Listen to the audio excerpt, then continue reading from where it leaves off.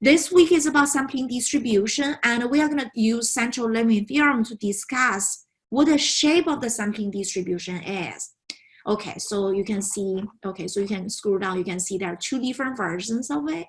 So the first one is about a sample mean, and typically I would call this type of problem mean problems, and they are dealing with numerical data. Okay, the second group is about a proportion problems. You are dealing with categorical data, Oregon versus not Oregon, right? Okay, so let's take a look at what the results are saying. Okay, what results? We have talked about this. This is going to be central limit theorem. Central limit theorem actually says something is going to be normally distributed. So it's going to be a bell curve. Whenever we talk about normally distributed, that means we want okay, so my iPad is on the way. Okay, it's gonna be here next week, next time when we meet. Okay, I promise you. And so my curves are gonna be much better because I'm gonna have an iPad and Apple Pencil. Great. Okay, so far I'm using mouse and it's not terrible, right? You know, I was like, I can do this, and I have all the words, you know, being prepared, so it shouldn't be a problem. Whenever we talk about central limit theorem, that means something is gonna follow a bell curve. Okay, so whenever we talk about bell curves, you have to tell me what the mean and also what the standard deviation, maybe spread is. So you need two kinds of numbers, mean, standard deviation, or maybe some other measure of a spread, right? Okay, so let's take a look at what we have here. Okay, so to talk about the results of the normal curve, I want to tell you what the mean and the standard deviations are. We have to make sure we are on the same page. We have to make sure we're speaking the same language, and the language is statistics, right? Okay, we do have to make sure we're speaking the same language. Okay, so that's why we have to uniform all the notations. I know there are going to be a lot of symbols to memorize for this class, but thank God, you know, I'm going to be consistent in terms of my symbols. You know, every time I use this mu, okay, so this is a mu, this is not a u or m, you know, this is a mu. Okay, whenever I use mu for this class, it always represents population mean, the average of the population. Okay, and in contrast to the population mean, I'm going to have a sample mean that refers to the average of the sample, and that's going to be x bar. Okay, whenever you see x bar, that's going to be sample mean, right? Okay, and also have a population standard deviation. This looks like, oh, you know, this is not, this is sigma. So this is how you write it, right? Okay, so that measures the spread of the population. And the next one is going to be the spread of the sample. That's just going to be a small letter s, And I'm going to ask you one more symbol. What does the n represent? Okay, what does the n represent? Is that the number of like people? Number of people. What is it called in this class? I mean, I've used that in my videos, and it's called sample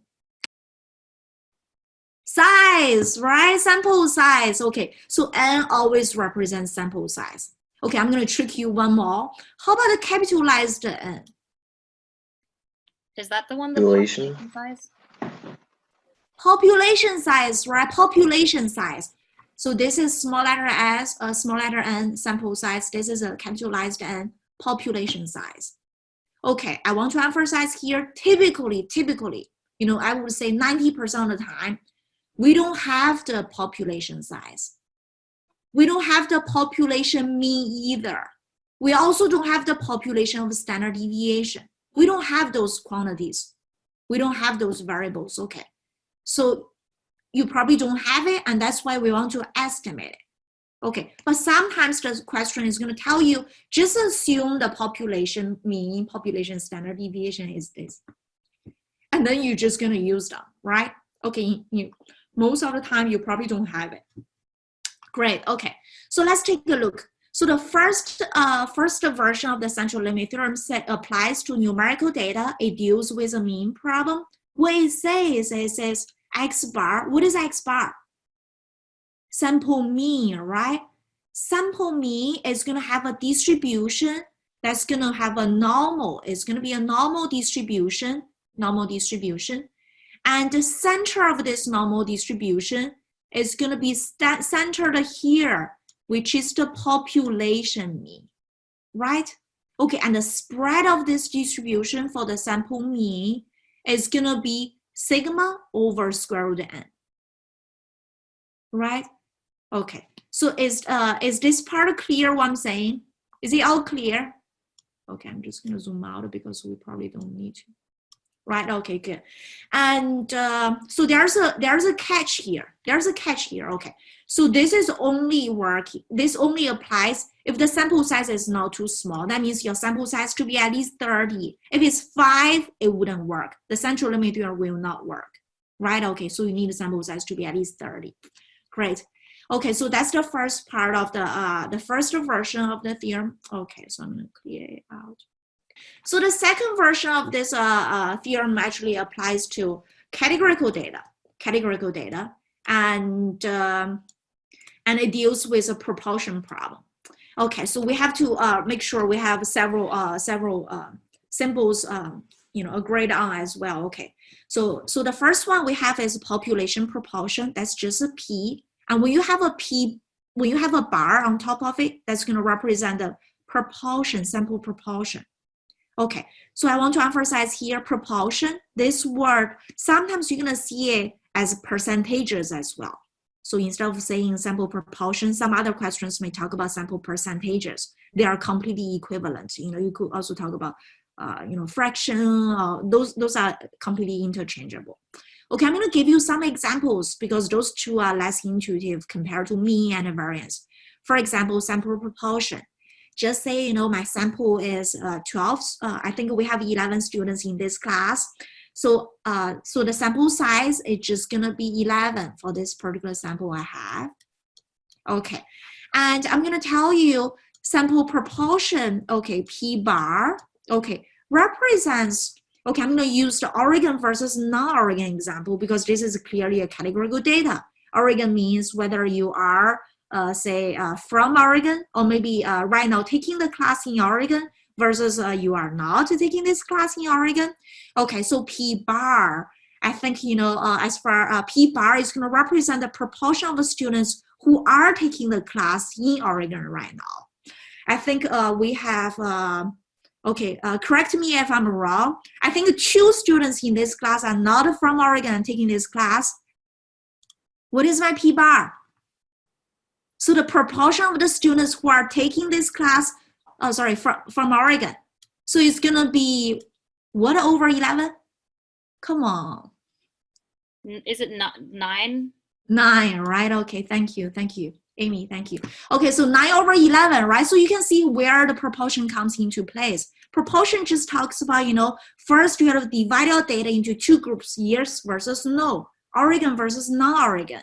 And then you're going to calculate the proportion of the students or maybe participants who are answering yes to this categorical question, right? So this is very important because typically it's probably not given to you right away in the question. You do have to do this calculation on your own. So this is additional one more step, right? Okay, so hopefully this is gonna be right. Okay, great. And so let's take a look. Okay, so what the result says, okay, P bar, the distribution of a proportion, sample proportion, okay, again follows a normal distribution, and the center of this bell curve is going to be at the P, and P represents population proportion, right? You guys see that? Okay, and how you can calculate the spread of distribution is just using this formula, right? Okay. Okay, again, there's a condition here, assumption here. It says this is only applicable if n multiplied by p is at least 10 and n multiplied by 1 minus p is at least 10. Okay, so let's take a look at the example I gave you earlier on. Okay, so I want to check whether np is at least 10, right? So what is my n? It's 11. And what is my p? What's my p? Yes, what's my p? Is it 9 over 11? Okay, I see some of the students are nodding their head. Okay, so, okay, well, this is a tricky question. Do we know what P is? Do we know what P is? P is population proportion. Do I know the population proportion? I don't. I only have a P bar, right? Okay, so I do not know what NP is. Okay, but I can a lot of times approximate it using N multiplied by P bar. And so that's going to be 11 multiplied by 9 over 11. That's going to give us 9. But 9 is not more than 10. This is wrong. It is not. So you cannot use central limit theorem for my class. The main reason is because the sample size is too small. This is an honors class, not a lot of students enrolled. So you cannot use this one. And the product of those two is too small, right? Is this clear what I'm doing here? Okay, so you have to check whether the condition works. Otherwise, you cannot use it right away. Okay, so before we jump into the next part, I want you guys to take a look at what we have here. I'm going to clear the drawing. Okay, clear all drawings. Okay, great. So I want you to take a look at those two equations here. This one versus this one. Is there any common similarity between those two numbers, two equations? I'm sorry, two expressions? Both yes. of them, the denominator, it has the n, the lowercase n. Yes, exactly, right? Both of them has a denominator over n. Okay, so even though the numerator is not the same, but both of them have n. I want you to take an extra look. So the denominator is actually not n, it's a square root n. Right, you guys see it is a square root n. So what that means is the spread, remember the standard deviation, measure the spread of this bell curve, whether it's a small spread or maybe it's a big spread, right? You can see the difference between those two. So this is actually a small spread. Everything is fairly close to each other, and this is a big spread. Okay, so regardless, when we try to measure the spread of this bell curve, it's gonna be inversely proportional to the square root of sample size. Okay, inversely proportional to the square root of sample size. Right, square root of sample. So this is very important. So what does it say? Okay, it says when sample size goes up or increases, your spread is gonna drop. Okay, if sample size goes up, do you think you're gonna have this kind of a curve or you're gonna have this kind of curve? A or B? If sample size goes up, what's gonna happen? Are you gonna have a very narrow bell curve, or you're gonna have a more spread out bell curve? I think from the video, it said that if the bigger the sample, the more narrow it's going to be because it's going to be closer to the mean. Okay. Which video is that? Is that a rabbit video? Yeah, the cartoon one. Yes. Exactly. So this is right. Okay. So if you do have a lot of sample sizes, for example, if I move from honor sections class, which is about 10 to 20 students, to a regular session, which is about 60 or 70 students, okay. The average of the proportion, for example, the percentage of students who actually are from Oregon is going to follow this kind of a curve instead of this bigger, wider curve, right? Because sample size is going to increase. When sample sizes increases, when you try to take a proportion or maybe averages, the variability drops. So this is very important. You guys can see here. Okay, so let's see. So this one. Averaging reduces variability, especially if your sample size is big. It's gonna reduce a lot variability, right? A lot of variability. So it becomes narrow, right? Narrow, not spread out. Okay, if it becomes narrow, that means the spread of the curve or the standard deviation is gonna drop. It's gonna become smaller, right? Okay, I hope this part is clear to you guys. Okay, so there's some more explanation. If we take a sample of size n, we can calculate the sample mean. I'm gonna work through with you. So sample mean.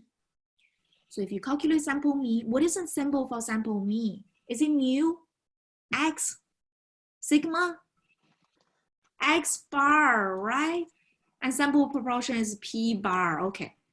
So if we take sample size n, we calculate sample mean, x bar and p bar, using the central limit theorem, which actually says averaging reduces variability. As the sample size increases, okay, the spread of it is going to become narrower. It's going to become more like a bell curve, right? Narrow bell curve, right? Because everything is going to be pretty much centered here. Okay, if I'm going to use mu here, okay. When you take a lot of sample size, for example, say a regular size class, which is about 70 students, and we try to figure out how much they did in the first assignment. Okay, the average score, I'm not talking about individual student score, I'm talking about the average, the class average. The class average is gonna be narrower, right? It's gonna become narrower compared to honor session students class, I'm not talking about, honor students are probably doing, typically do better than the regular session, but because the sample size is bigger for regular size class, okay, so their average X bar, I'm talking about the distribution of X bar, it's gonna be more like this now bell curve, right? Okay, I'm gonna draw another one. Okay, so this is another one, more spread out. Okay, also is center and a mu. This is also X bar. This represents the average score of my honor student class. I'm gonna put H here to represent you guys, and I'm just gonna put X bar to represent the regular session. So this is gonna be the distribution of the assignment one score, the average of the sample ones, the average of the assignment one score as seen from a regular session, 61, 65, 70 students versus a regular honors, versus an honors student class, right? So this is gonna be narrower, okay, less spread out. You have more certainty because you have a bigger sample size. Some other people like to use the precision. When you go out and collect a bigger sample, it becomes more precise, right? The average of this bigger sample is going to become closer to the population average. If you do go out to collect a very small sample, you want to consider the very, very extreme case. You only have a 2 sample size n equals to 2. The average of those 2 students can be very different from the actual class average, right? Could be very different. Maybe you somehow get really lucky. Everyone of my 2 students did it really well, or maybe I get really unlucky. 2 of the students did very, not good. So they're going to be fairly different from the class average, right? Okay. So hopefully this is going to help you with your understanding. Averaging reduces variability. So the key is whenever you go out and collect sample, when you're trying to do some experiment or run some study, you do want to make sure you collect as big sample as possible, considering the financial cost or maybe time constraints, some other issues. Because a bigger sample size is going to reduce the variability, and your sample size, sample distribution, the distribution of the sample averages is going to be more like the real true population mean, mu. Remember I told you earlier today, mu is typically not given, right? Not known. That's why we try to estimate them. We try to estimate them using sample size.